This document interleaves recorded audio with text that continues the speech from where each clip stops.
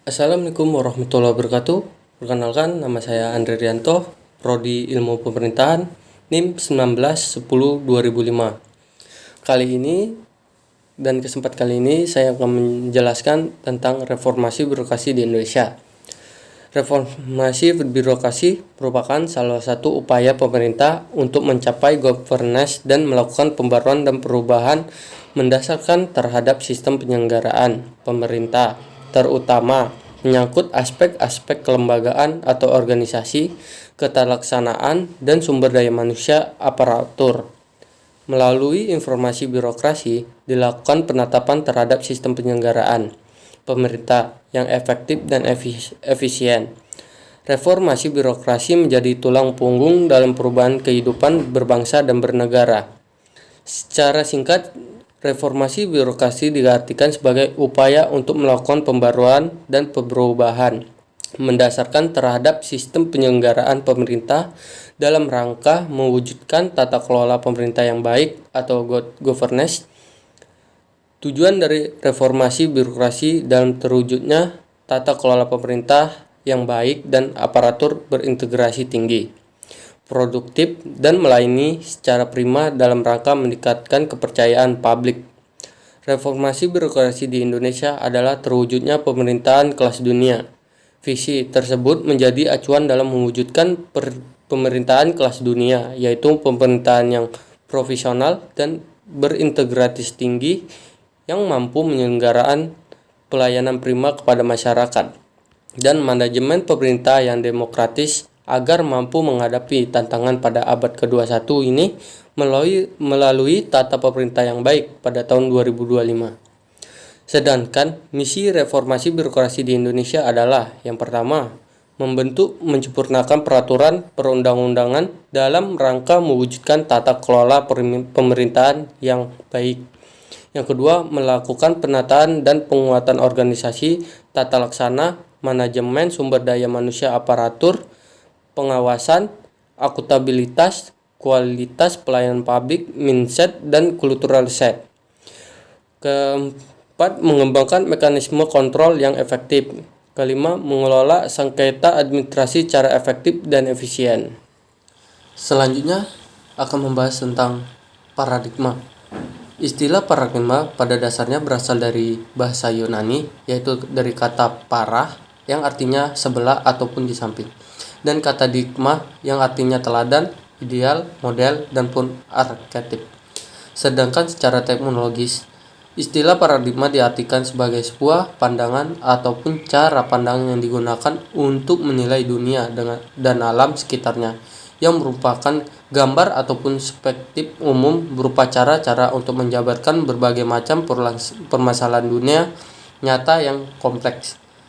Paradigma adalah cara pandang orang terhadap diri dan lingkungannya yang akan mempengaruhi dalam berpikir, bersikap, dan tingkah laku. Paradigma juga dapat berarti seperangkat asumsi, konsep, nilai, dan praktik yang ditetapkan dalam memandang realitas. Selanjutnya, tata kelola pendapat para ahli. Yang pertama yaitu Farasman 2004. Tata kelola yang baik terdiri dari beberapa komponen utama. Sebagai sistem yang dinamis, unsur-unsur komponen utama itu seperti proses, struktur, nilai pengetahuan, aturan, organisasi, manajemen, kebijakan, sektor swasta, globalisasi, akuntabilitas, dan transparansi. Yang kedua itu pendapat para ahli, yaitu Gubersen 2014 menunjukkan konsep dynamic governance akan lebih bermanfaat apabila kebijakan pemerintah turut berinovasi. Yang ketiga itu Rajan 2017 mengungkapkan tata kelola organisasi yang dinamis lebih kepada perubahan sistem internasional lembaga pemerintah yang gerakan informasi birokrasi, perubahan kebijakan pemerintah, dan devolusi. Konsep tata kelola pemerintah dari good governance, sound governance, dynamic governance, dan open governance merupakan sebuah konsep rujukan yang dianggap dapat mengelola aktivitas pemerintah dengan baik.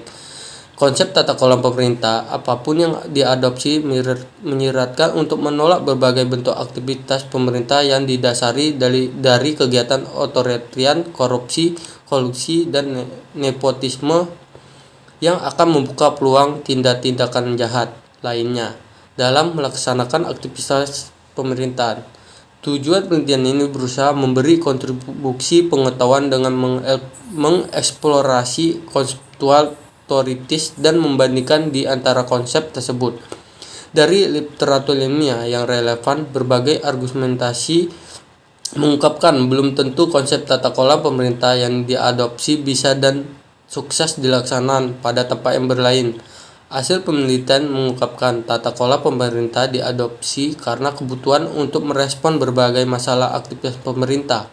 Berbagai modal tata kelola pemerintah itu muncul akibat adanya pemikiran baru untuk mengisi kekurangan dari konsep yang telah ada sebelumnya dengan pendekatan dan fokus yang berbeda.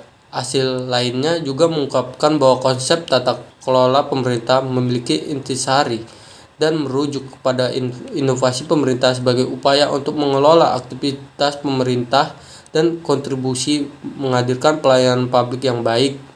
Konsep tata kelola pemerintah yang akan bermakna apabila dijalankan oleh orang-orang dengan kualitas sumber daya manusia rendah, tidak cerdas, dan tidak responsif. Selanjutnya akan membahas tentang apa itu grand government, good governance, good government, good governance, good governance, dan dynamic governance. Clean government adalah pemerintah yang berisi dan berwibawa. Dalam versi World Bank, pemerintah yang bersih adalah penyelenggaraan manajemen pembangunan yang solid dan bertanggung jawab yang berjalan dengan prinsip demokrasi dan pasar yang efisien. Good governance adalah suatu penyelenggaraan manajemen pembangunan yang solid dan bertanggung jawab yang sejalan dengan prinsip demokrasi pada dasar yang efisien, menghindari salah satu alokasi dana investasi dan pencegahan korupsi baik secara politik maupun administrasi. Good government. Apa yang dimaksud dengan good government? Yaitu pemerintah yang baik dan benar juga bersih dari korupsi dan lainnya sebagainya dalam pemerintah negaranya, baik berbagai bidang mulai dari pemerintahan desa sampai pemerintahan pusat. Selanjutnya good corporate governance atau sering disebut GCG adalah suatu praktek pengelola perusahaan secara amanah dan prudensial dengan pertimbangan keseimbangan pemenuh kepentingan seluruh stakeholder. Yang terakhir yaitu dynamic governance.